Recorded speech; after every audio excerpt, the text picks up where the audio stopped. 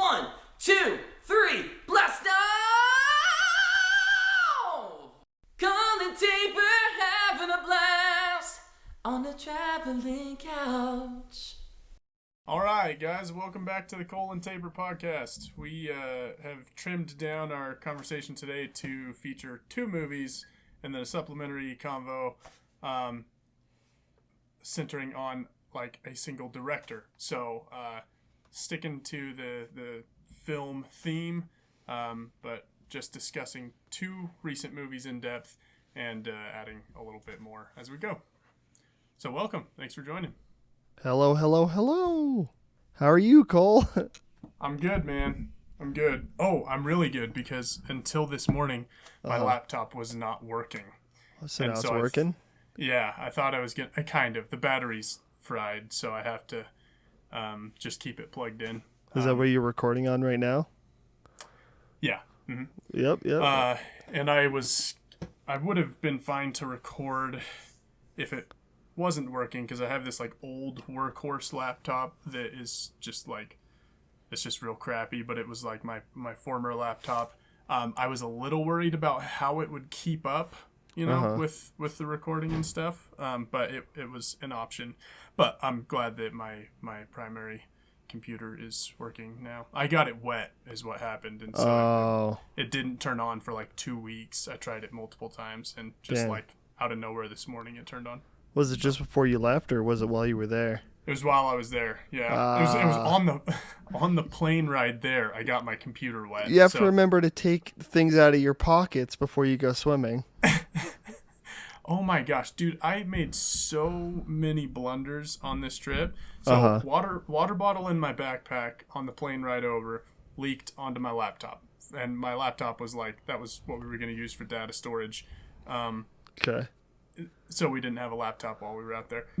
With the rental car, I went swimming in the ocean with the key fob in my pocket, and that sucker was not waterproof because it acted funny after that. But luckily, it still worked, kind of.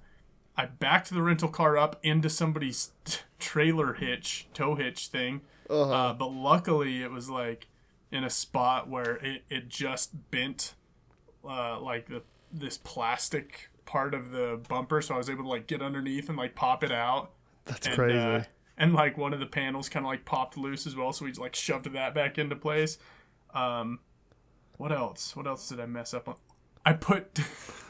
I put 2 gallons of diesel in our gasoline engine rental car because the gas pumps just look different over there. So we pulled up. They to flip flop the colors. It's like, yeah, the green was like 91 octane and the black was diesel.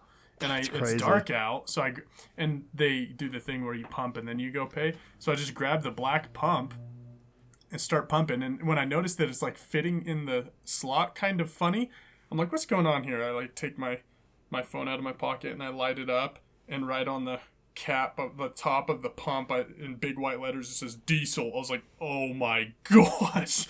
And I looked at the pump, and I had put like 8 liters in, which is like 2 gallons. And I was like, this thing's not going to start now. And I was like, before I tell Levi, who I was traveling with, before I tell Levi, I'm going to fill it up. Luckily, it was like an empty tank. I'm going to fill it up the rest of the way with gasoline, try to dilute it, see if it turns on. I did that. It turned on. And so then I went and told him, I was like, okay, I might have screwed us. We're going to see. But there's 2 gallons of diesel in the car. But luckily, it never acted up. We got online and we were looking like, if that was something that would be viable. And, the Google search results basically told us that if it's diluted enough, it'll work, but you'll probably lose some fuel economy. And that was kind of all we saw. It didn't like act funny or anything. So basically, you're fucking up this guy's car. Yeah. In a completely different country. Yeah, I'm just screwing up the whole trip, man. But we made it. Hey, and you found the creature. No. Oh. Oh yeah. So me and my roommate were in Tasmania on not a hunt, like a search for the thylacine, which is an extinct animal. And we did not find any proof of existence, but we got to see a whole lot of other wildlife and got some good footage. And Got a koala. You right? A koala? No. Yeah, so they don't have koalas in Tasmania. So I was hoping that in my layover in Melbourne, I'd get to see a koala, but I didn't. Shit. Yeah. Well, I guess no Sorry, man. thylacine, no koala. Bust. Next best thing, though. Wombat. I got like a 10-minute video of a wombat like just eating grass on the side of the road, like real up close. So okay. You know, they're no koalas, but they're cool. Wombat's pretty sick. Yeah. Send me the video. We'll put it right now. Don't send me, but we'll put it right here. Cool. Heck yeah. And you said you're gonna make something out of the trip? Oh yeah. So we just kind of documented everything along the way. The you know, our tactics in our search for the thylacine and just like all our travels and all the animals we were encountering and stuff. We just kind of like documented all of it. So we're probably gonna throw together like a 15-minute like kind of nature doc that'll feature us searching for the thylacine, but like with the understanding that nothing comes of that. Like the meat of the video will just be about the nature of Tasmania. Yeah. We could probably make something about 15 minutes out of it and just go straight to YouTube. So that's the plan. That sounds sick. Should be fun. Now you just got to edit it. Are you editing it or is he it? I probably will, but I suck at. I mean, I'm good at editing, but I suck at getting around to stuff. Yeah, editing's tough because it just sits on your computer forever, and then you just never find that free time. Yep. But we'll do it. We'll prioritize it. You got this.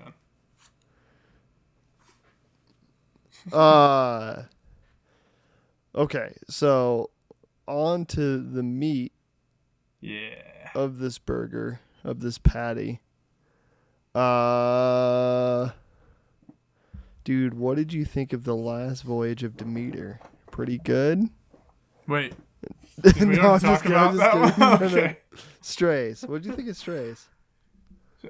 Strays was funny. It was just exactly what you think it would be, or what I thought it would be. It was funny. Super irreverent. Yeah. But like, yeah, I don't know. I enjoyed it. Like, I laughed quite a bit, but it wasn't a movie I was like looking forward to seeing, and like I guess that didn't change. Like I probably wouldn't turn around and watch it again, but it was entertaining. Yeah. I just think it because I'm in the same boat where neither of these movies, and we talked about this last time maybe, I wasn't really excited for either of them really. Like if we were thinking of the movies I was like looking forward to this year, neither of these don't make the list. Yeah. And I think we're in like a dry spell right now after the summer where we had so many movies to see. We're now in a time period where there's like nothing I want to go unless it's like a re-release. Yeah, like the Jurassic Park 3D or whatever. Yeah. But this movie, I don't know, it was pretty good. It was pretty standard. It just like, I don't know, what's that? Homeward Bound? Yeah. Yeah. It's like a raunchy Homeward Bound. Exactly. And it's kind of that formula. I can't think of any others right now, but it's where they take like kid thing and they make it adult thing now. Right, yeah. And they just like that movie, I never saw Sausage Party, but like that comes to mind, or that one with the puppets that's kind of like Happy the Town Muppet. Murders. Happy Town Murders, things like that. Sausage Town. I never saw Happy Town Murders. Sausage Town was horrible. Was it? Yeah, and I think I would never watch Sausage Town. You may catch me rewatching this. But no, Sausage Town. Sausage Town. I would never go back to that. But Strays, I'd probably come back to. Maybe. You might catch me on a good day. Yeah. Nice. It was funny. I love Will Ferrell, and I love that, like, despite being, like, he can be a seriously, like, crass person, but, like, he always maintains an air of cuteness somehow in his performance. And so it was perfect for this tiny little innocent dog character. He plays naive very well. Yeah. So it's just like Buddy the Elf, or like what are some other like the other guys? Characters? Yeah, it's like he's that guy no matter who he is or what horrible thing his character is doing or whatever. Yeah, whether he's spoilers for Strays, ripping the nuts off of someone. I thought so. The only, I guess it's not it is and isn't it? But anyways, yeah. My whole thing coming into this movie is if they didn't get gory with it, it wouldn't be worth it. It wouldn't be worth it. And they didn't disappoint. I thought it was pretty good. Yeah. When they finally got down to it at the end of the movie, when Doug, he like falls on his back and he's like about to get back up, and then you see Hunter's paws just push him down, and you just know it's about to go down. It's like the funniest build-up ever. I loved it so much. It was great too because they made Jason Sudeikis, Doug, completely evil. Like there was not Jason Sudeikis. Who was it? SNL guy. That's Will why I Forte. get him. Yeah, that's why Will I get Forte. them confused, is because they were both on SNL at the same time. Yeah. Or similar times. Okay. But yeah, Will Forte. Oh shoot. Yeah, Will Forte was great. Yeah. And they made him completely irredeemable. Yeah. And yeah, it was very good. It was very scary when at the end when what's the main character's name? Will Ferrell's character? Reggie. When Reggie like finally says his piece, and then he's about to leave, and Doug, not understanding anything he said, closes the it almost ended very well. He closes the door, pulls out the baseball bat. You're like, oh boy. Yeah. And like nothing's gonna happen, or you suspect nothing's gonna happen, but it was like scary anyway. It's like a seriously unhinged dude.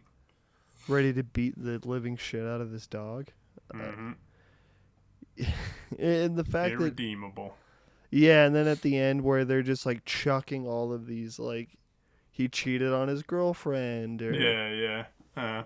And then he has lines like, if you had just never found out, or, the things that make him worse and worse as a person. Yeah, it's absolutely. Crazy. Yeah. Yep, perfect character to brutalize like that. Like, you don't feel bad at all about what happened to him. Yeah, at all. If anything, sorry. You're good. Go on. After it all goes down and the dogs are walking out of the house and the house is on fire and the dude's bleeding from his crotch, and like everything about it was just so over the top. Really good. Yeah. I think that's the strength, is that it was so over the top. It did.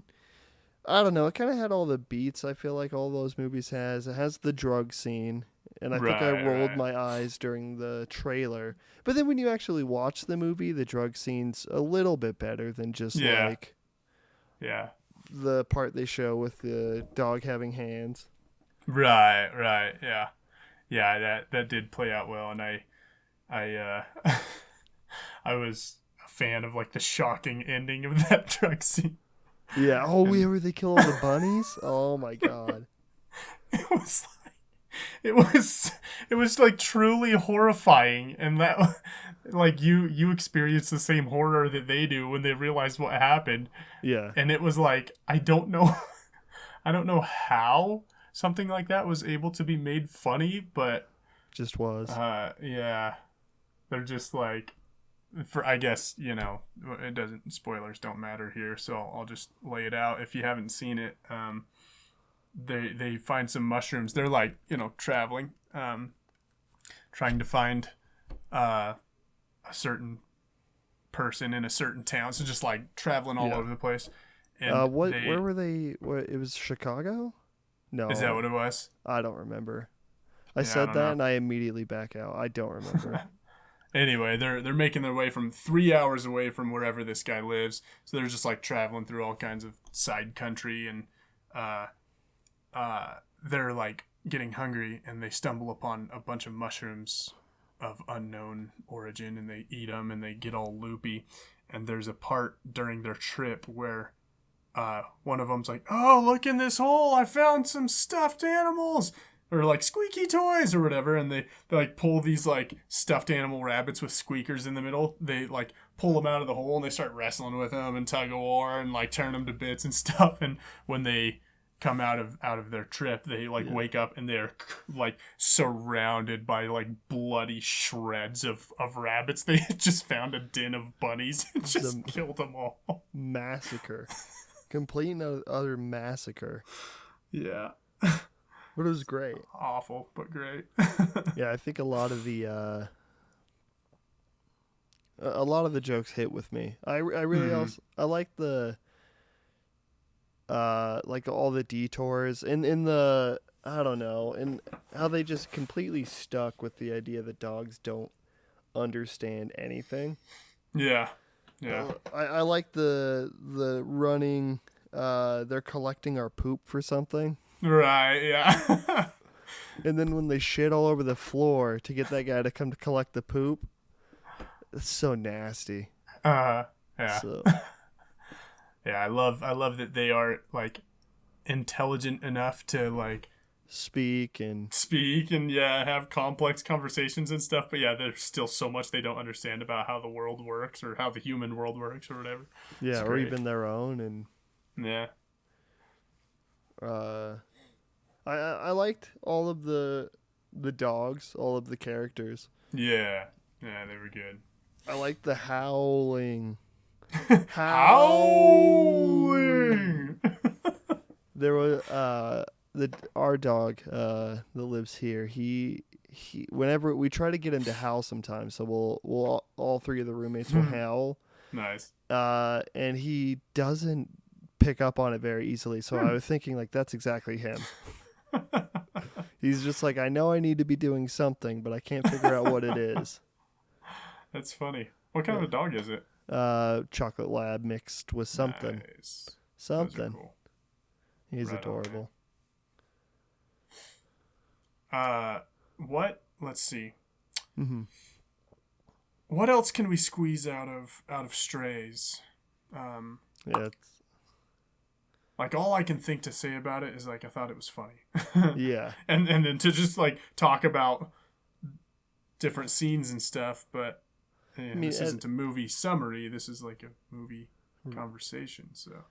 Yeah, I think really the only thing it was funny, but it was, I don't know, it just felt very bland. Very. Sure. Yeah. Formulaic, maybe. Yeah. Like you know the beats. You may not know where they're going, but you know kind of what it is. Right. And there were surprises. Sure, but yeah. I think once you get used to the shtick, I don't know if it ever breaks out of that shtick. So I don't know if you turn. I don't want to say it's like a turn off your brain thing, but I think if you just let it be what it wants to be, then you're fine. Yeah, that is definitely how it went for me. Just like went to the theater, sat down. Again, wasn't really like looking forward to seeing it, but just like let it be what it was, and like I enjoyed myself. It was good. Yeah, and I think of the adult comedies we've had this year, which we didn't talk about No Hard Feelings because you didn't want to see it. Wait, which one was that? Yeah, Jennifer Lawrence. Oh my gosh. Yeah. It's bro. If she is in any more movies coming out in the near future that like we like have to, bro, it's gonna be so hard for me. Like I'll need someone to pay me to go watch movies with Jennifer Lawrence in them. Yeah, I mean, I didn't think it was that bad. I thought it was all right. Okay, I think of the because it's either No Hard Feelings or the Girls Trip. Did you watch Girls Trip? I didn't see that one. No. Yeah, of the adult comedies, I think both of those are probably better than Strays. Okay. But it's nice to get like just like straight rated R adult comedies now. Sure, yeah. To get more of them. And now that I'm actually an adult and I can enjoy them. Now that you're 21 years old. Yep. You're younger than you were a couple weeks ago. I think you were 22 last time we recorded. I'm reversing. I've got... some syndrome related to a Benjamin movie. Button syndrome. Yeah. I've got Brad Pitt syndrome. But yeah, I don't know. I think at the end of the day, it was just Yeah, it was. Yep. It's a perfectly passable movie. Yeah. And then the other one, Gran Torino, the sequel. Gran Turismo. Yeah, this Gran Torino, the sequel to Gran Torino. Nice. Oddly enough, they didn't have Clint Eastwood in this one, even though it was I was so confused. Did his character die or something? Yeah. I think so. I mean, it must have been. I didn't stay till the after credit scene where his hand pops up out of the ground, but I was excited, and the movie had no Dirty Harry. Yeah, weird. So wasn't 0 what I was is what expecting. I'm saying. 0 out of 10. 400. Yeah. Okay, that's fair. Movie sucked. But Gran Turismo.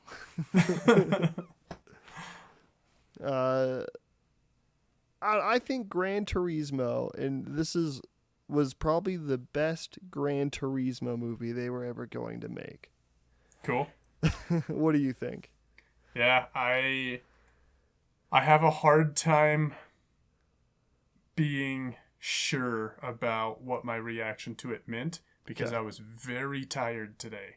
Okay. I didn't sleep last night at all, and I went to work today, but I left work early because I was because I realized that what some of my computer problems were, and I had to come home and get my tool set and do some stuff. Anyway, so I was coming home and I was falling asleep driving back from work, freaking myself out. So when I got home, instead of getting right back to working, I was I have to sleep. Slept for 3 hours, but still very tired. So I'm watching this movie, and bro, I cried 3 different times watching this movie, and I couldn't tell if that was legitimate or if it was just because I was so tired. I was having a hard time gauging it. Well, let's go through. What made you cry? Yeah. Bro, I can think of 2 of the. Oh, okay. So there were many parts throughout the movie where I kind of felt the choking up a little bit, but nothing watered my eyes. Made it clean. Made it clean. Yeah, made it through. And then the part where he wakes up to the realization that he killed someone in the crash. Oh yeah. Oh my gosh, man! I Spoilers. Yep, I couldn't keep the water out of my eyes at that point because it was already so intense. What had just happened was so intense. Watching his parents react and his dad going, "Is that his car?" It was so intense. And then he's in the hospital and everything. This whole program might be a bust. He's definitely gonna have PTSD. Everything about it's already high stakes. And he wakes, and you don't know that anybody died. Yeah. And he wakes up, and the first thing they say to him is, "It was a freak accident." And he's like, "Wait, what happened? Did someone get hurt?" And as it's dawning, you're like, "Oh no!" Yeah. It hits him super hard, and then it hits you super hard. Oh my gosh, man! That part was really hard. Also, just a quick distraction. Was that Orlando Bloom? Yeah. Okay. For some reason, I thought it was a different guy this entire time. Oh. I thought it was, and I don't know what, I thought it was Antonio Banderas. Every time I watched the trailer, I thought it was Antonio Banderas. That's so funny. And I don't know why. Oh, that's great. Yeah, okay. So yeah, that was one of the saddest parts to get back. Yeah. And yeah, it's definitely a hit. A hit to the noggin, into the heart, and then of course probably the next part that made you cry was when they get into the car and they drive slowly to the hill. Oh, I was emotional during that, but I think I succeeded in not crying overtly. Yeah. So but that was very emotional. It was very good. Or I thought I liked that part a lot. Yeah. And then he makes him get into the front seat, and he tells him to drive, and then they speed up, and Yeah, although That was beautiful. It was pretty good. What was the other part then? Oh, when his dad, before, I forget which race it's before, but his dad comes and sees him, and the final race, the Le Mans or whatever. Was that what it was before that one? Okay. I think so, yeah. Yeah, he comes and apologizes, and they just have this heart-to-heart, and like, oh my gosh. And Jaimin Hansu, he cries in like almost every movie he's in, and he's like Mel Gibson in this way. Like, he cries in every movie, and he's like one of the best crying actors ever. Okay. And him and Mel Gibson, like, if they cry, I can't not cry. So that scene was kind of killing me. Yeah. And then what was the last thing that made me cry? The credits, because you didn't want it to be over. I don't remember what the last thing was, but yeah. Anyway, the movie made me emotional. That's all I'm saying. Father stuff always gets me. Oh, yeah? Yeah, so that part definitely had me emotional. I can't say I cried. Not that makes me any better. It just does, but it's not.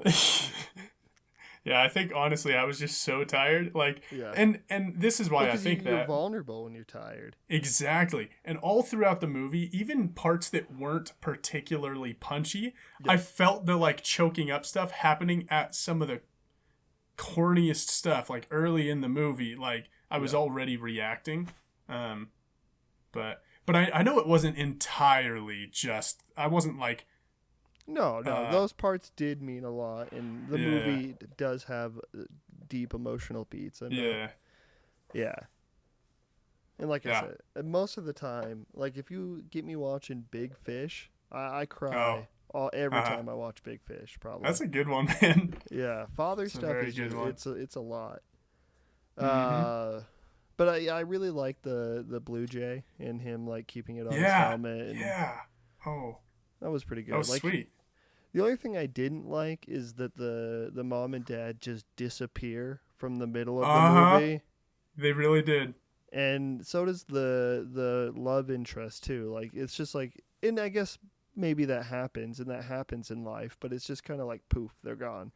Yeah, it almost seemed like I don't know, if your kid was off doing some uber intense like race car driver training, super dangerous, like never done anything quite like this before, like you'd be a nervous wreck. You'd be calling him as often as you could. You'd be like super present despite being in a different place or whatever. They were just not there. Yeah, and he didn't really show him like denying that many calls. It was almost like the movie just forgot that they existed. Yeah, like they only reappeared when the accident was about to happen, and then when it happened, they were calling him, and he rejected a couple. And he also got the call or like a text where it was like, your dad wants to talk to you or something. Or just before the accident, and then the accident happens. Okay. And I don't know. It was just all... I think that was like mainly a lot of the stuff that... like the movie would just kind of forget about things. Yeah, I don't know. It did feel that way. And I think that for the most part it gets away with it because it's like long and it's going through a lot of stuff and you just kind of like go with it and like the next important thing is happening. But it definitely does kind of like and it wasn't just characters, there were like things that would happen that then like, and I can't remember anything specific, but I remember a couple times thinking like, oh, this thing like must be indicating something. Thing. Yeah. The media training thing was a big deal for when he was getting the job or getting the winning. But then in like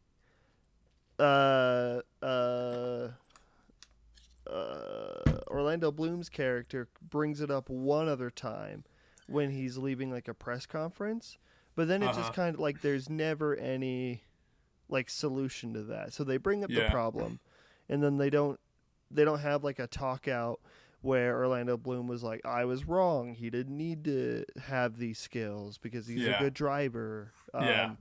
Or even where they have a confrontation and then he learns to be a better talker, you know, whatever the movie wants to go with, it just kind of, it's just not there anymore. Yeah. Some of those things made me wonder if like there were better versions of some of those scenes that are just on the cutting room floor and that like it was just cut funny, but that it was all like maybe it was all filmed, but like the conversation where him and Maddie were neck and neck at the GT Academy like final race, and Orlando Bloom was trying to push David Harbour to like falsely say that Maddie won because they could get away with it. It was that close. That never comes up. No, yeah, and it was just like that should have been a conversation between them. Like it was introduced, like he goes, like, think about this. Are you sure you want to do this? Like he gives his piece, and it should have been like a nice moment of confrontation, like some tension. But like instead, after he gives his piece, it just goes right to the decision. Like David Harbour doesn't get to be like, "Are you fucking kidding me?" or anything. You know, like felt very set up and no payoff, kind of. Yeah, like even if they kept the edit that way, but at the end of the movie, David Harbour like is like, do you see what I saw on him, or like you know, or like and I told you so, or something. Mm-hmm. Yeah. Like I don't know, because that seems. And yeah, I think there's just too much happened in this movie, and the movie was too long anyways. Okay, yeah. I don't know. Going past 2 hours for a Gran Turismo movie just doesn't really do it for me, I guess. It was fine. Like, I was in it the whole time. I just think that it feels too long. I get that, yeah. I realized when they were finishing the GT Academy, like, segment of the movie, we weren't even quite an hour in, and I was like, this movie is 2 hours and 15 minutes. Yeah. And I was having that moment. I was like, what are they going to fill this with? And, yeah, like you said, it ended up being fine. They figured it out, but it was a bit long. Yeah, I just feel like there's things that you could probably get rid of and be fine. I liked... Sorry, I thought I had something. You go on? Oh, you're good. The first act, there were a lot of things that were going on that like made me kind of worried that like the movie might be just a giant cornball. Like a lot of the dialogue in the whole setting up this scenario with the GT Academy and everything, and him recruiting David Harbour, and like just a lot of this setup felt very beady. And no cleverness in the dialogue or anything, and like that part we were talking about from the trailer last time, where he's talking to David Harbour and David Harbour does that "you're telling me" thing, and like the whole first 20-25 minutes of the movie was full of things like that, so it had me kind of concerned for the movie going in.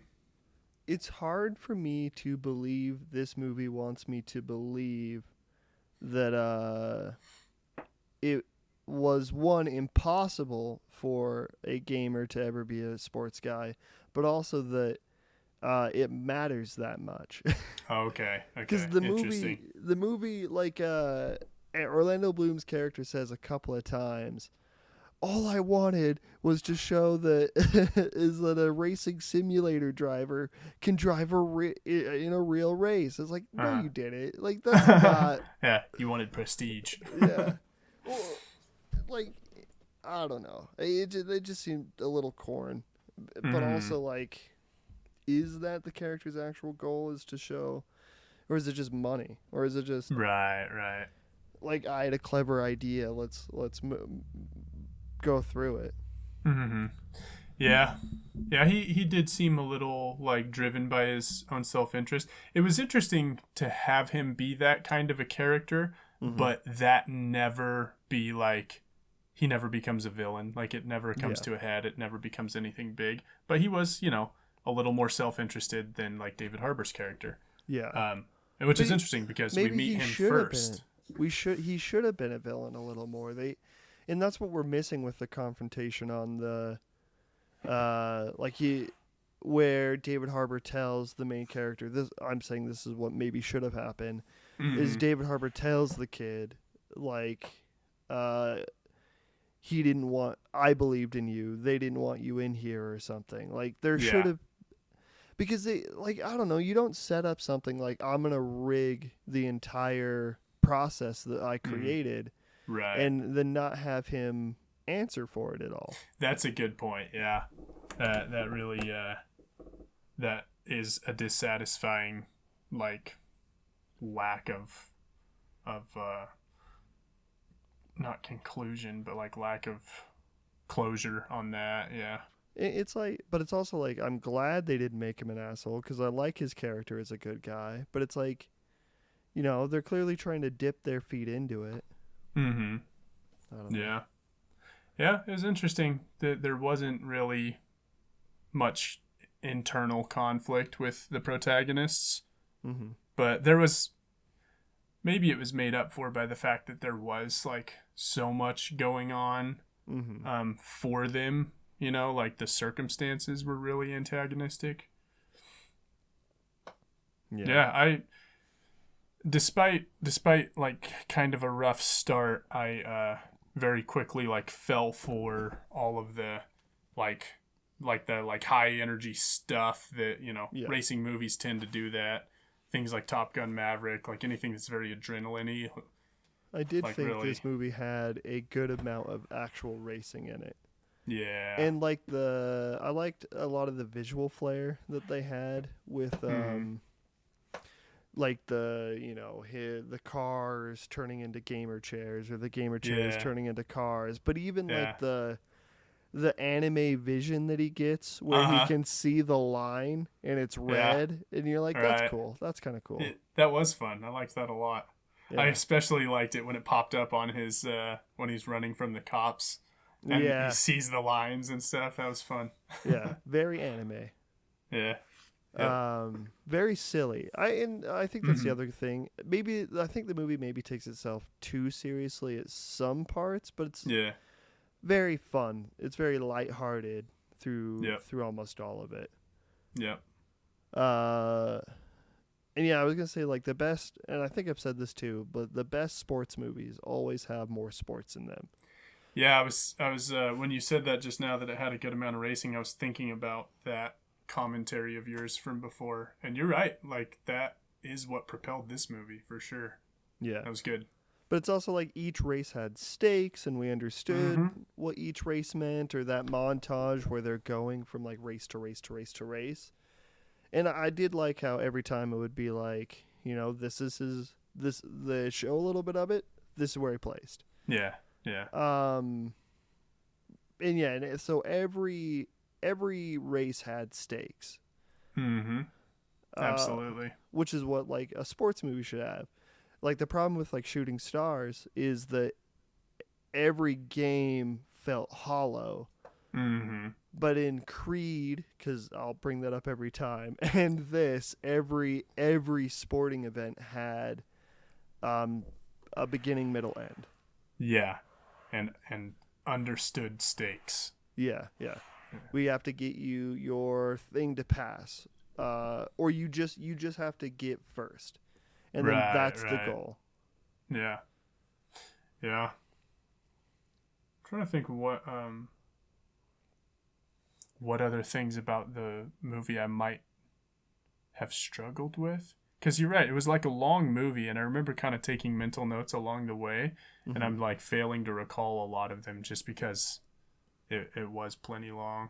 But yeah, I mean, the girlfriend stuff I thought was all right, but I don't know, it didn't really need it. Yeah, that's true. It was like sweet, but ultimately of no effect. Yeah, and when maybe you could have sacrificed the girlfriend stuff to instead embolden the family stuff. Like, I don't know. Yeah. You're kind of trading off there. Yeah, for sure. I think the fact that there were a lot of, like, really cornball lines, especially from, like, David Harbour in his, like, coaching role and whatnot. The fact that it had some of those and then still had some really good like speeches in the movie, that was kind of surprising. Like I found myself really liking all of the like speeches. Yeah. All the pep talks and all of the and like David especially Harbour, that one that you mentioned where he takes him back to the track and he's like, "Now finish your lap." Like that was good. That was good stuff. It was a lot.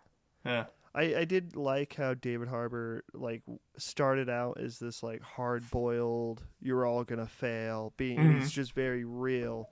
But he keeps that like to the point realness through the whole thing. Yeah. But he gets softer and softer as time goes on, which is good. I like that. It's very endearing. Yeah. I was gonna say, was I wrong about David Harbour? Because last time I talked about how much I think, and I don't remember if this is in the episode still, but I talked about how much I didn't. I think it did make it in the episode, yeah. Yeah, and how much I didn't like David Harbour. You get to answer the question though.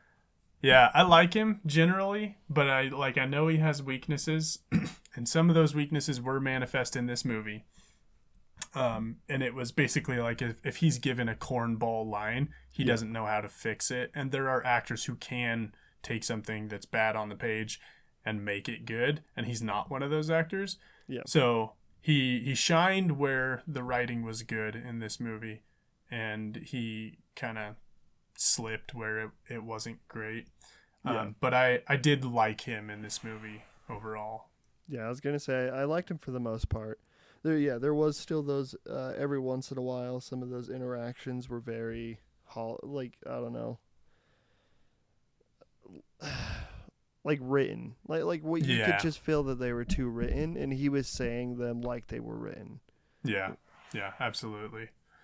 Yeah, and then other times where he would have like when his acting was physical, whenever it was physical, like real extreme, like, you know, facial reactions to things or bodily reactions to things. Like when he collapsed at the end of the Le Mans, like he just like couldn't handle what had just happened. He just like fully collapses onto the ground and is like in shock, kind of. Like that was like really good.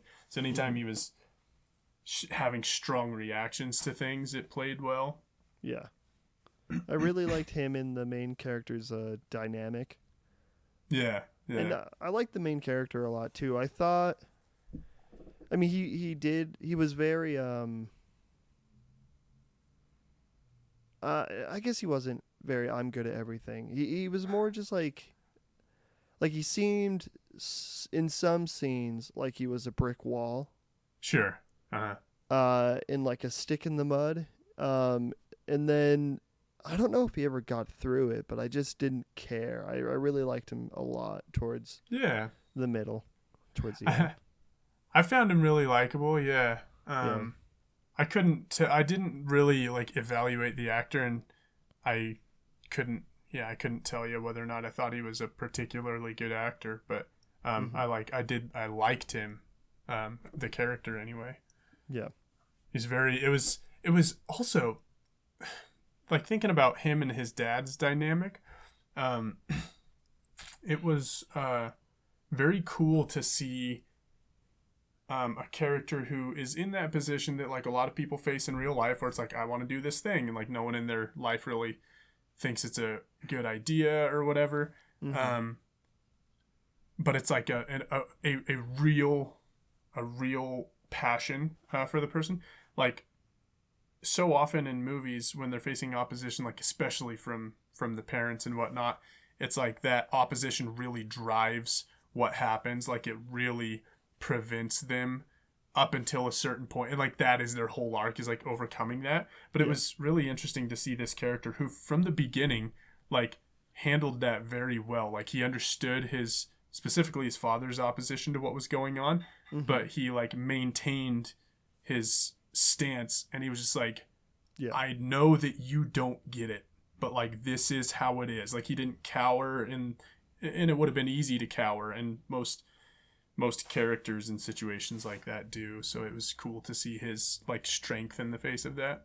Yeah. Like the only times he ever did was like those personal, like, I mean, because the character was very anxious, very nervous. But like as soon as he was able to pick up on like the things that he knew and get more confident. Yeah. Like the glazed brakes thing, like he's having to stand his own against David Harbour, who is a former racer and all that. Yeah. That was good, yeah. I had something. No. Oh, I was going to say, this is my American brain talking, but I didn't realize until right now that when they were talking about football, they meant soccer. Oh. Okay. When he said my dad was a professional football player and the brother just got like accepted into a university for football. Yeah. I only ever thought of American football. That's funny. Yeah. Yep. Association football. Yeah. So do you? Sorry, this is a tangent, so I'll hold it until. No, I don't have anything. Go. Okay, so I looked up the etymology of the word soccer recently. Okay. And the reason we call it soccer is because the name of the sport itself is association football. So football is like a family of sports. You have rugby, you have gridiron, you have soccer. And anyway, so soccer is association football. So it's like soak from association, SOC. And it originally referred to an association football player, a soaker. And so it's a word from England, but like we just carried it on as the name of the sport itself here in America. Yeah. So then we were like, and we'll call our thing what you've been calling that. Yeah. Even though we don't kick the ball that often. Right. Yeah. Yep. No, we came up with the term football. Because we're the best. Yeah. And I think soccer is a copy of our thing. Pretty sure you're right. Yeah, British people, get out of here. Yeah, I'm trying to think. Have you ever seen Speed Racer? I haven't, no. Okay, well, I was gonna say this is not as good as Speed Racer, but that really means nothing. Yeah. Okay, interesting. Have you seen Speed Racer? No, but I've seen like the trailer. Yeah. Like I remember seeing the trailer when it came out. And I had seen like maybe an episode or two of the anime as a kid. Yeah, but I've probably only seen like the clips on Boomerang, if there were any. Okay. But no, it's really good. Cool. Yeah, That's interesting. It's 3 hours long, and you feel it. You definitely feel it. Holy smokes, that's crazy. But it's good. Interesting. I incorrectly assumed that it was like a throwaway, like Hollywood studio movie, like that Dragon Ball movie they attempted. No, it's well because it's the Wachowskis. Is it really? Yeah, it's the Wachowskis. Had no idea. So it's the Wachowskis, and it's very weird, and it's very stylized. Like it's silly. It's all over the place, and if you just let the movie take you, I think it's really fun.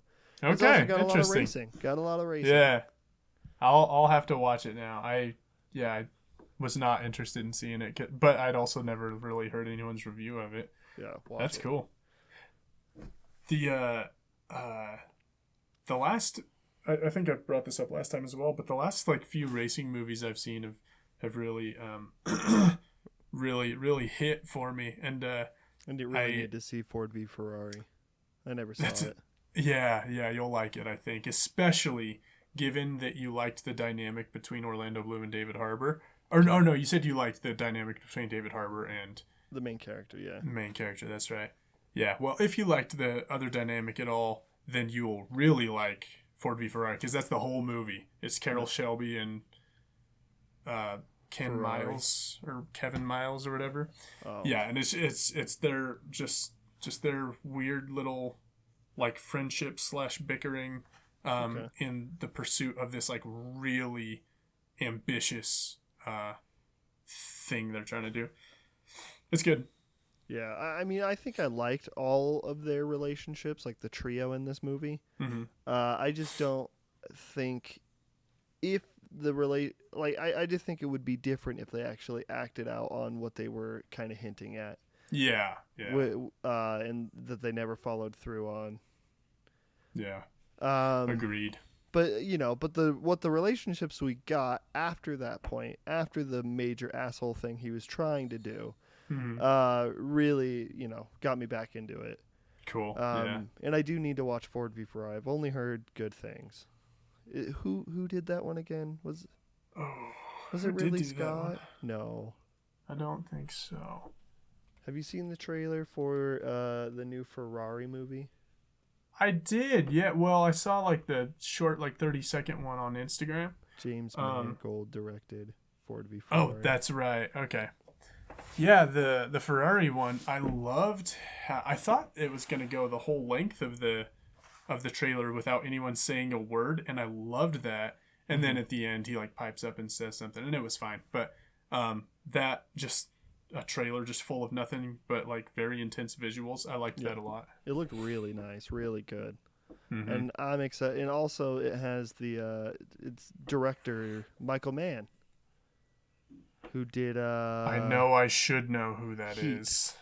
Oh, that's right. Yeah. Okay. That's the main one. I mean, he also did like Thief and Manhunter and other things. Okay. Cool. He's big. He's a big guy. Yeah, I think they mentioned one other thing in the trailer as well, and I can't remember what, but it was also something like good. I just feel like he hasn't been. He did the Vice.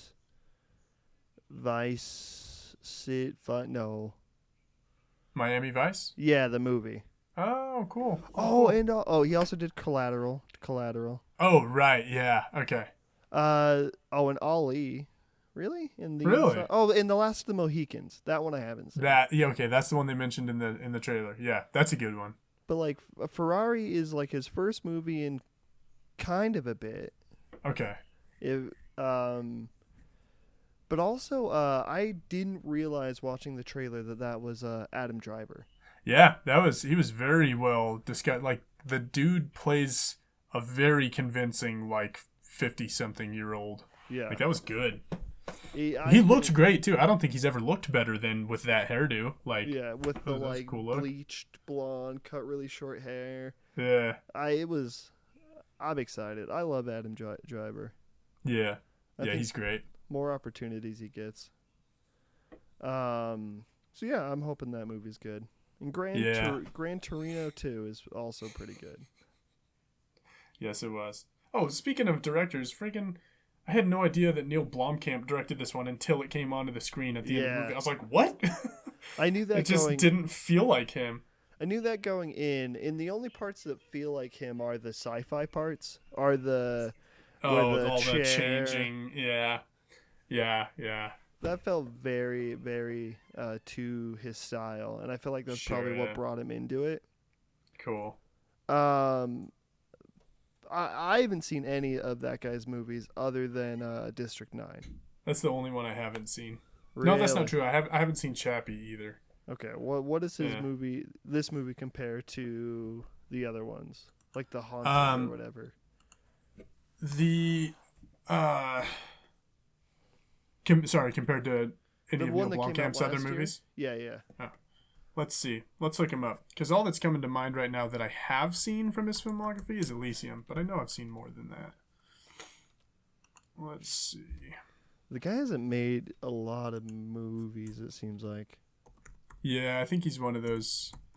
You would expect after District 9 that he could make anything. And maybe he did make anything, and that was the problem. I think he's one of those guys who chooses very selectively. Demonic, last year's movie. Oh. Did you watch that one? I never saw this, no. And he wrote it too, okay. Because I don't think he wrote this one, Gran Turismo. I don't think so either. Which was another thing that kind of felt out of form for him. I was like, oh, what? He directed this? Didn't write it. That was it. Goodness.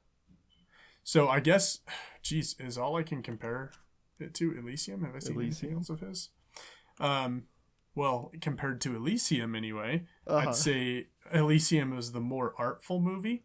And probably the more interesting just because of the alternate reality premise. But this one was very good, and I think the height of emotions in this one was higher. Mm-hmm. So that was a good ride. I mean, I'd speak on District 9, but I can't remember that movie. Now that I'm trying to think about it, it's been probably since 2009 that I've actually seen it. Okay. Wow, he's done Honestly, quite a not bit that more much. than I thought. Well, I'm looking at For all like these feature things that length. Oh, I see. Yeah, these are all shorts. Okay. For feature length, I think it's just 5 movies. Okay. Huh. The Escape. What's this? Clive Owen and John Bernthal. I have to see this. Oh, it's 11 minutes. It's a short. Yep. I mean, maybe that's where I'm going wrong with Neil Blomkamp is I need to just watch his shorts. I wonder if they're... Probably. He's got tons of them. He probably shines in that space. Well, cool. This movie is very not... like, because for him, you normally think of sci-fi, epic sci-fi. Yeah, like yellow dirt slum in South Africa. He loves that like vibe. Not transposed. What's the superimposed onto sci-fi? Yeah. Which I mean is valid, right? If you're from South Africa, I think. He's South African Canadian. I don't know. Oh, okay. I don't know his life, but I assume if he's from South Africa, he probably wants to, represent that a lot. Yeah, I love that. I love that he would take that and make it his style, and kind of like we were talking about the Australians last time. Yeah, exactly. That they would take that and make that their thing. Like you do what you know, or like you're the best person to do justice. Yeah. For the things that you know. Yeah. When I think of making stuff now, I think of a lot of I want to make stuff about my home place of Oklahoma and yeah, and just represent it as best I can. Especially because I feel like if Oklahoma's ever on screen, it's like you don't. Because when you watch a Los Angeles movie or a New York movie, people are normally like, "And the city's a character," and I hate that phrase now. Okay. When people say the house is a character, I get real. It's just like a. Is it like? Yeah. It's just something people say now. Yeah. About everything, but it's like I think that our individual areas, we can represent them just as well, and I wish we would see more of that. On a day-to-day basis, and not just have it be California or New York or... Yeah. Amen to that. Speaking of your home town of Oklahoma. Have you watched any of Tulsa King? I haven't. It's okay, neither have I, but I found it very interesting that it was based in Tulsa. Is that the Rocky? Yeah, Sylvester Stallone. I've seen clips of it on YouTube Shorts. Okay. Does it seem good? I don't know, man. It seems all right. It seems like it would be pretty good. There's just so much dramatic TV right now that it's hard to get into it. Oh, I just started. So I had 2 very long plane rides. And I was able to watch the first 5 episodes of Succession from HBO on the. I've only ever heard on the trip. Amazing things. I'm loving it, dude. I can't wait to get to the next several episodes. Yeah, it's good. I've heard the final season was also really, really good. Oh, cool. So sick, dude. Yeah, good vibes.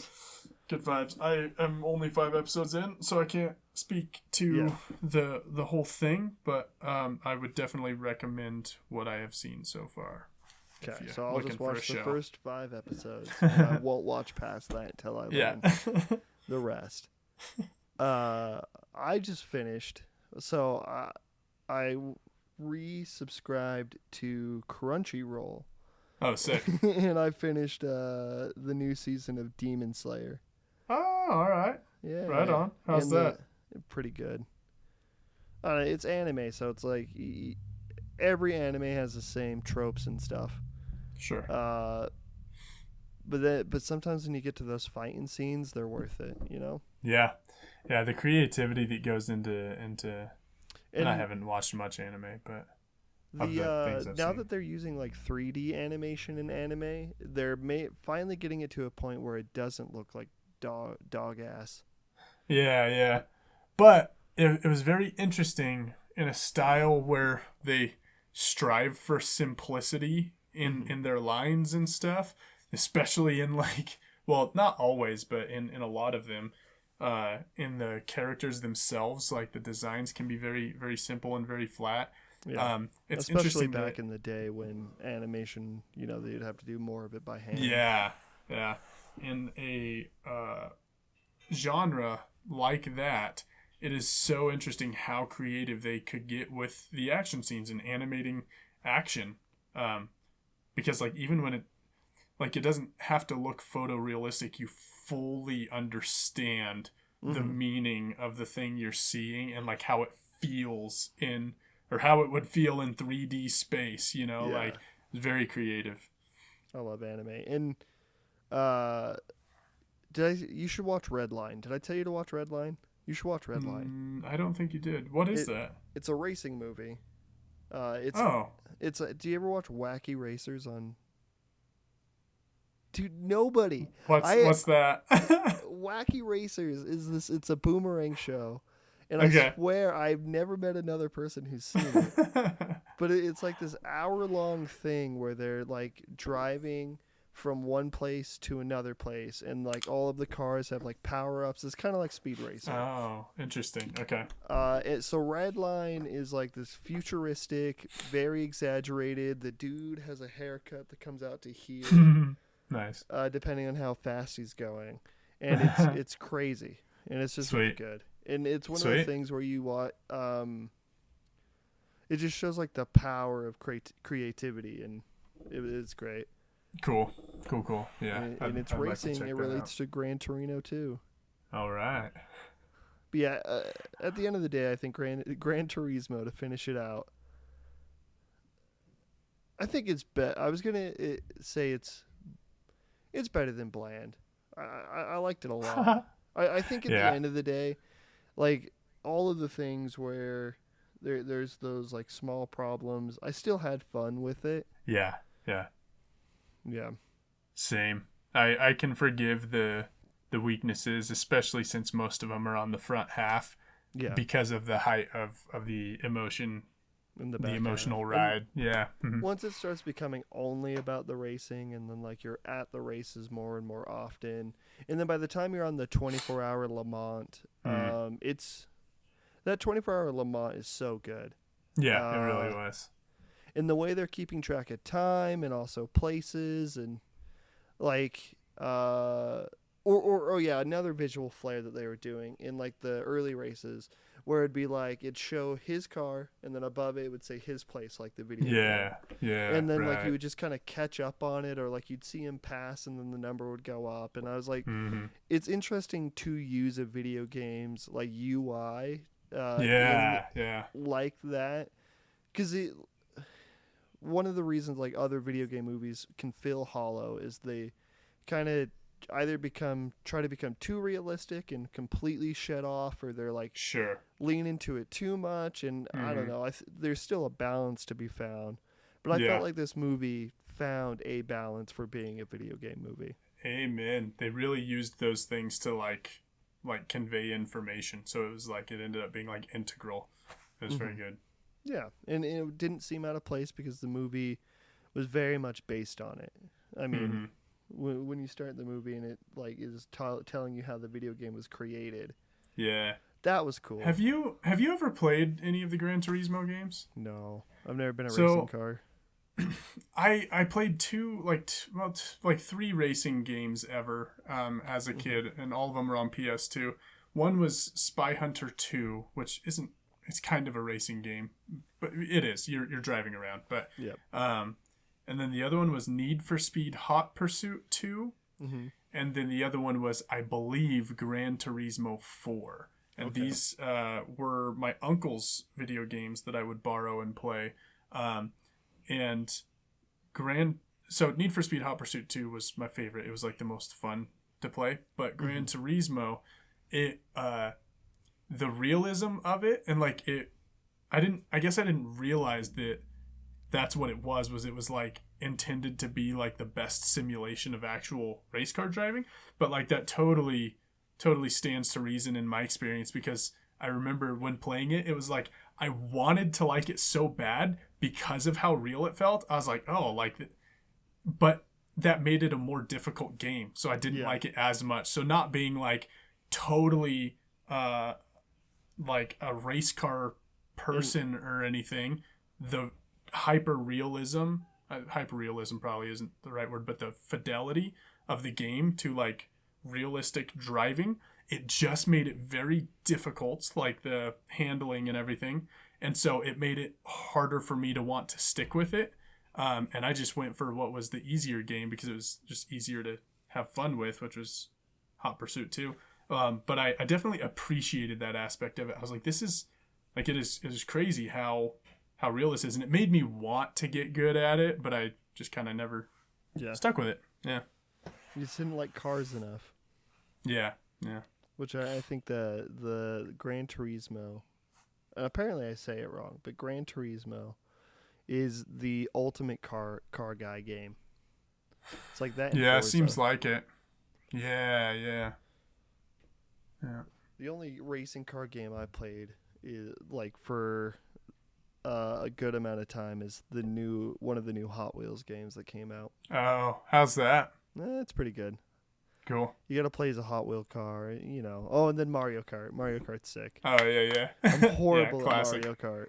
I'm bad at all the later iterations. The 64 version, I'm pretty good. I'm 64? Not like competition good, but yeah, no. Let's sign you up for a 200cc race or something. That'd be like such a fun little spoof to do. Just like do people, Mario Kart competition to try to select like Ford's newest like race car competitor or whatever. I had this thought where because my roommate's pretty good at Mario Kart, so I was saying that she should be a part of the Mario Kart Racing League and then be able to ride around in Japan on a go-kart. Nice. That's awesome. Be sick. Yeah, it would be. Yeah, dude. Well, I guess Gran Turismo. I can't. You say it. How do you say it? It's Gran Turismo. Graham. Say it with me. Gran Turismo. Is it not Gran Turismo? Gran Turismo, right? Gran Turismo. Yes. Turismo. Gran Turismo. Mm-hmm. I feel like I've been saying Turismo, and I've been. Anyways. Yeah. Except when you say Torino as a joke, but. What's the joke? I'm not saying any joke. Speaking of anime, have you watched any of the One Piece live action? No, I've heard good things. Yeah, my roommate was watching it, and he's like, all caught up on the anime. Like, no way. Yeah, like he's seen all of it. And he was, he was watching the live action one, and he was like, it's pretty good. Like it holds pretty well in terms of adaptations. So.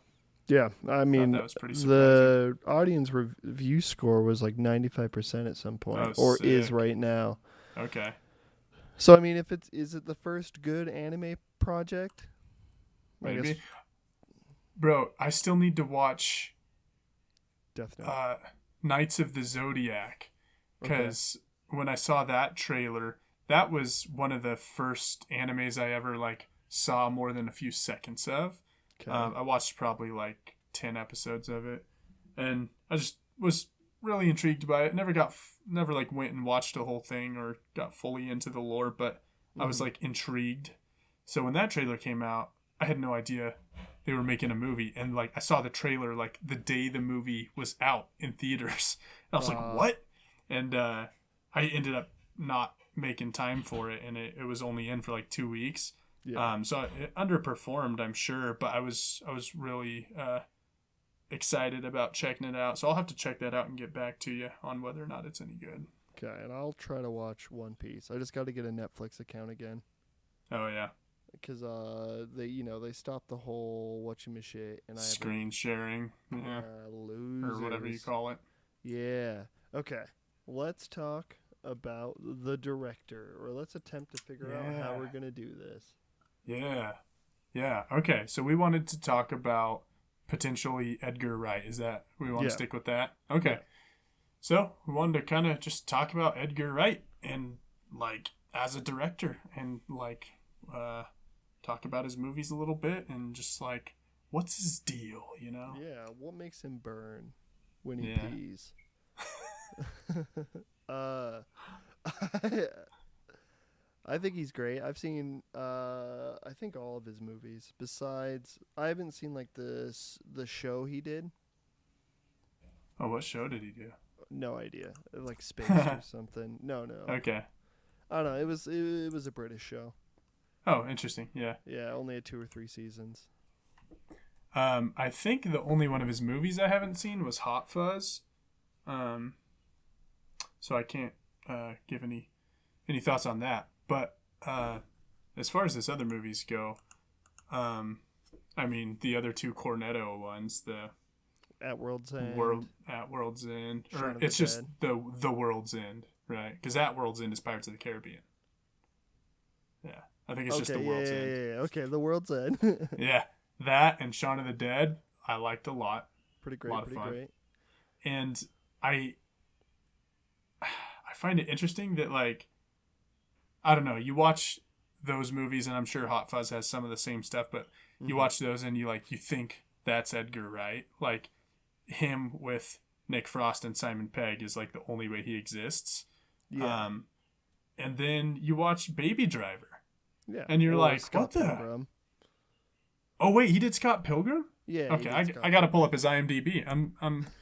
I had no idea he did Scott Pilgrim. He did Scott Pilgrim, Baby Driver, and Last Night in Soho.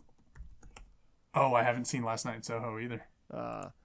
Those are the 3 I think he's done after the trilogy, after the Cornetto. Nice. Okay, yeah. Ooh, yeah. There's a lot here I could watch to better inform myself about him. I mean, he's great. I think like the stuff that he's known for, the way that he edits, and the way that like almost everything always comes back into the fold. Yeah. It's just something very special when you're able to constantly tie up threads. Because a lot of the times that's the thing that we complain about a good amount is like threads just going true everywhere. And then Edgar Wright seems to introduce and then tie it off and introduce and then tie it off, and every time it feels satisfying. Yeah.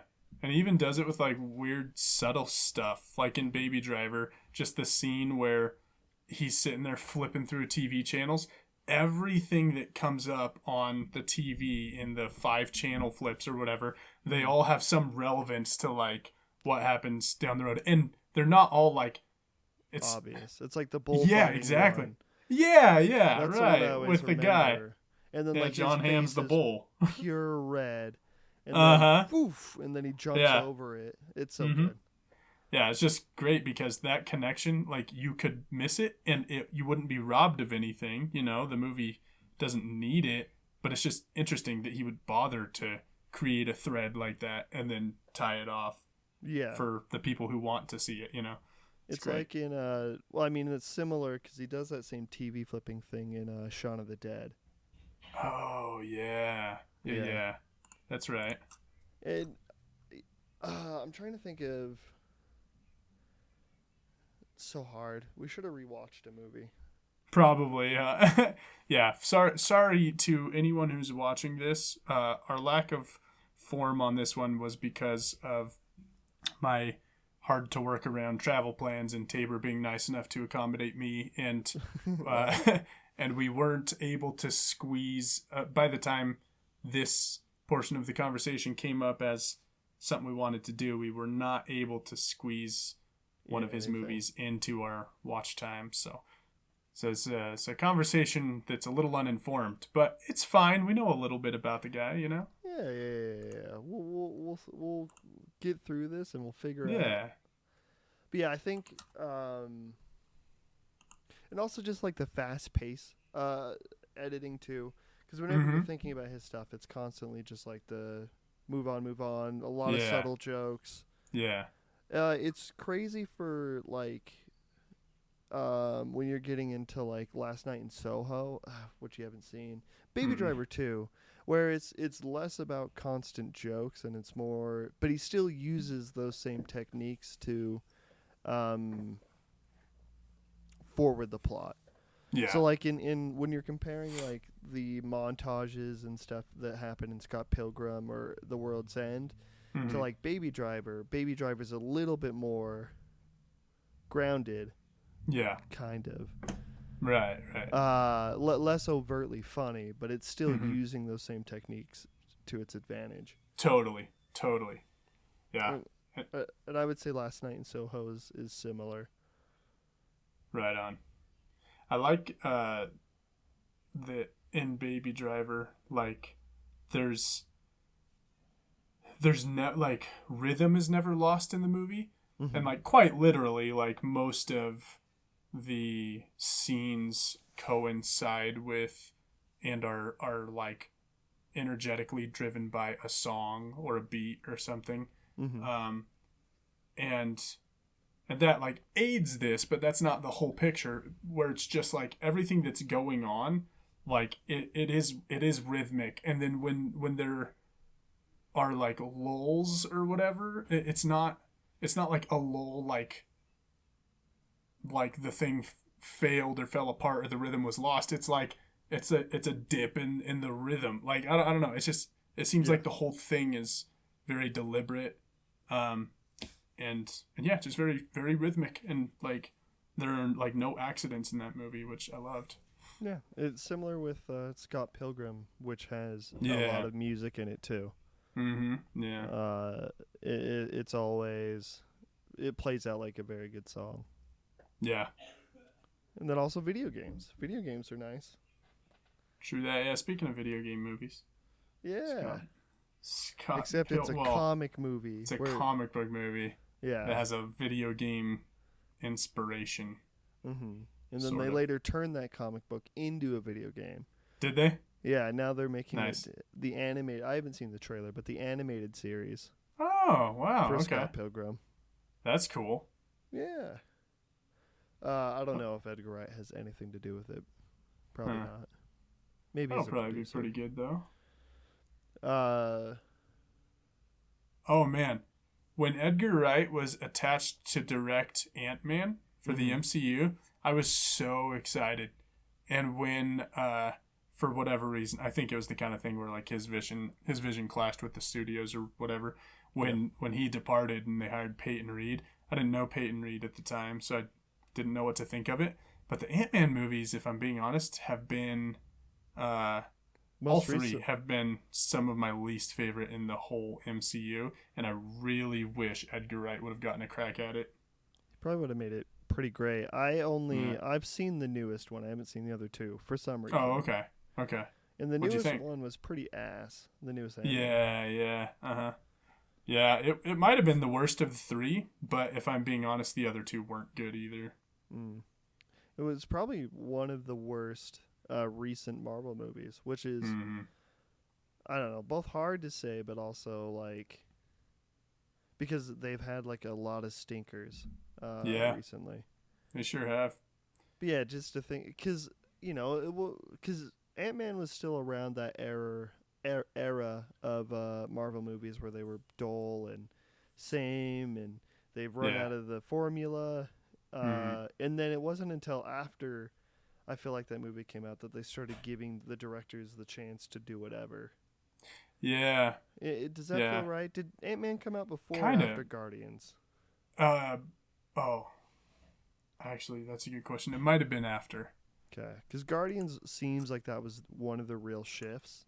Yeah, it was like a foray into that trying experimental directors sort of thing. Yeah.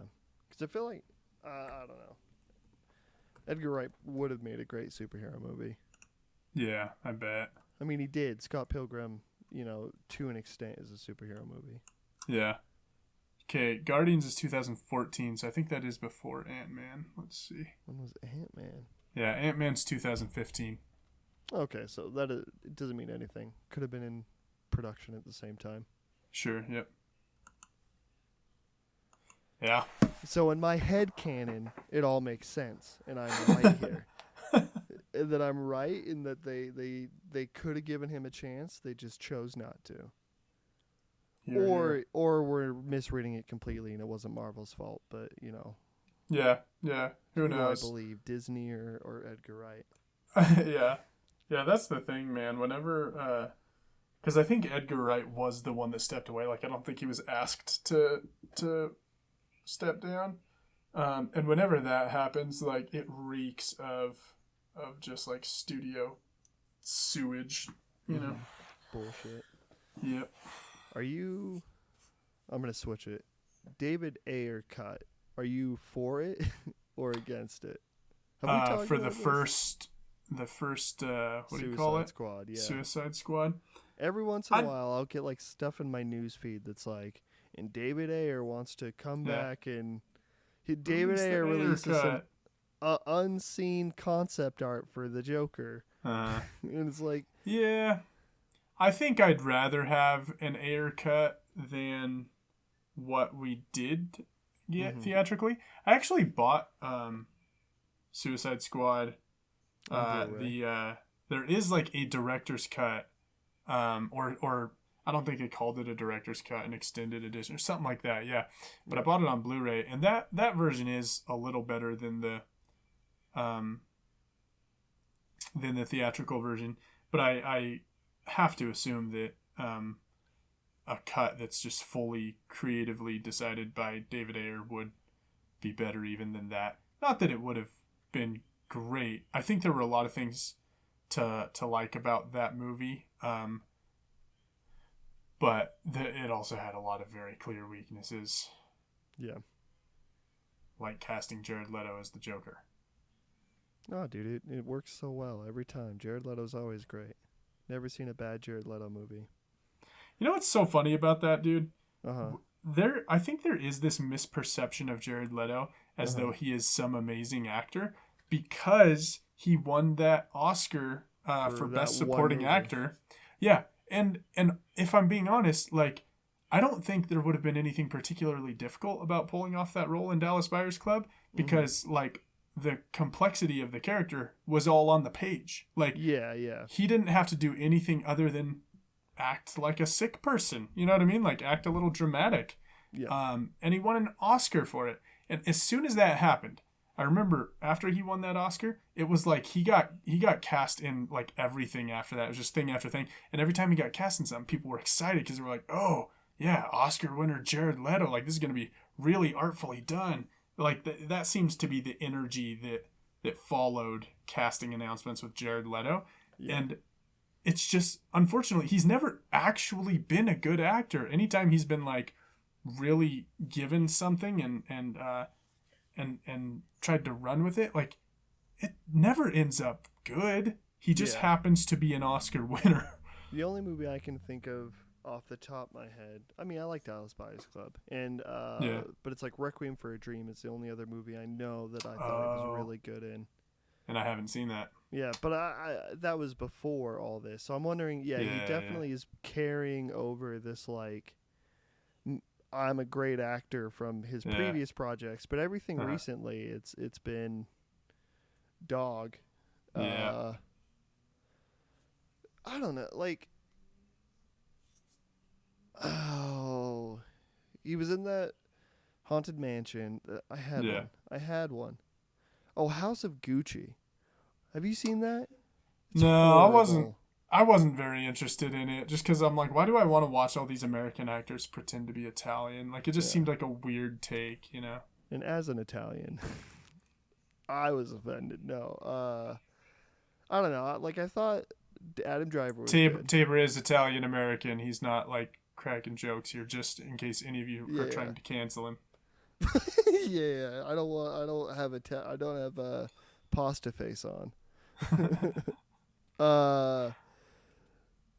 Adam Driver was good in that, but I Okay. think I have a bias towards Adam Driver. But it's like everything, Sure, and yeah. then Lady Gaga wasn't bad, but Okay. everything, the editing of that movie sucked, and Jared Oh, man. Leto didn't help it. Like these movies, because Jared Leto is trying to be Gary Oldman. Yeah, But it's right. like Gary Absolutely. Oldman is Gary Oldman. We don't Yep. need Jared Leto to like So try true. to be this chameleon Yeah. because he can't do it. He's No, not he can't. convincing. Yeah, amen, dude. And I haven't even seen, like I saw him in the trailer on that one, but I haven't seen that movie. But you're right. Any other time he's tried to be that guy, it just doesn't work. He doesn't have the chops. What he has is, I have to assume that he takes himself very seriously because I feel like he has a certain kind of like. He carries like this like manufactured gravity about him, sort of like gravitas sort of thing that I don't think stems from anything real. Like it certainly doesn't stem from like depth of character acting or whatever that that you might be fooled into thinking that it does. But it's like he does carry something like that about him. It just doesn't represent actual Reality. acting talent. Yeah. Yeah. I don't know. Maybe there will be a day that he's picked for something. What did you think?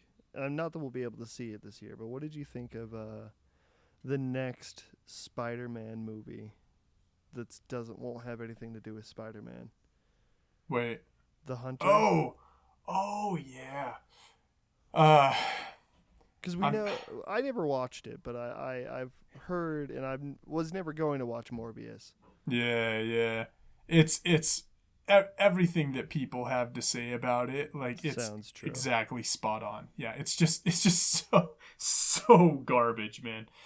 I feel like Craven, unfortunately, is going to be about the same. Yeah. And maybe not, because part of my like negative reaction to the trailer for Craven was because of like how bastardized I felt the character was, and that might not be very important to most people. And so it's hard for me to like evaluate it, like setting that aside and just evaluate what's on the screen. So I haven't really given it that treatment, but I think even doing that, it's probably going to be very corny and like very poorly conceived and poorly executed. Yeah.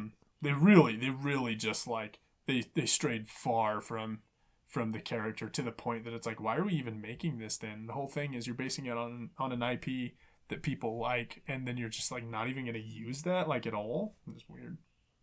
It's weird to make all these villains that were obviously villains into anti-heroes. Yeah. It's not a good formula. If you do it once or whatever and it works, fine. Yeah. But it's like, you can't convince me that all these guys that are actually just bad guys all the time, you can't like get me on their side for a whole movie and then just be like, oh, but when they finally cross over to Spider-Man, they're going to be the bad guy. Yeah, like, It doesn't work. Like the only one that works as an anti-hero was Venom, but that's because Venom was an anti-hero at some point in the comics. I don't know if Craven or Morbius. I don't think so. I don't think they've ever been anything but bad guys. Yeah, and I like it. The only thing that I am excited for with it, though, is that Aaron Taylor Johnson is great. Yeah, he is. He is great. And he's shredded in this movie, which is great for the character. Like, that looks good. Maybe crossing fingers that that's what, like, you know, maybe there will be something there. I think it'll be dumb. But maybe it'll be fun dumb. But also, will I actually watch it is always the question. Yeah. I will, but I'm worried. Did you watch Blue Beetle? I haven't yet. I'm going to go on Tuesday. Have you seen it? No. Okay. Like I said, I'm going to stay. I don't know if any of the superhero movies that are remaining this year actually interest me. Okay. Because we have Blue Beetle, The Marvels, and Aquaman 2. Oh. Yeah. Okay. And after The Flash, Ant-Man 3. Yeah. And wasn't there another one? Oh, and I guess I never watched it. Shazam 2. I never watched it. Oh, I haven't seen that either. But it's like they're batting nothing for nothing. Yeah. Besides Guardians. Guardians was good. Yeah. Yeah, it really was. Very, very good. So I just don't know if I'm even want to give those any other superhero movie a try. I'm going to. Like, I'm a sucker for it. I'm going to go to every one as long as they're making them forever, probably. But it's, I know that... You're the guy they're making them for. Yeah. I know the ones we've talked about aren't going to be any good at all. Other than I do have hope for the Marvels, which is funny because it has, on the exterior, it has this thing that is generally considered unlikable. Like, it seems like it... Mm-hmm. You would think, if you were just looking at optics, you would think that this would be the kind of movie where they're going to be, like, sacrificing actually making a story, actually making a movie for, like, some sort of, like, I don't know if this is a charged term or not, so forgive me if it is, but, like, some sort of, like, agenda-driven thing. Mm-hmm.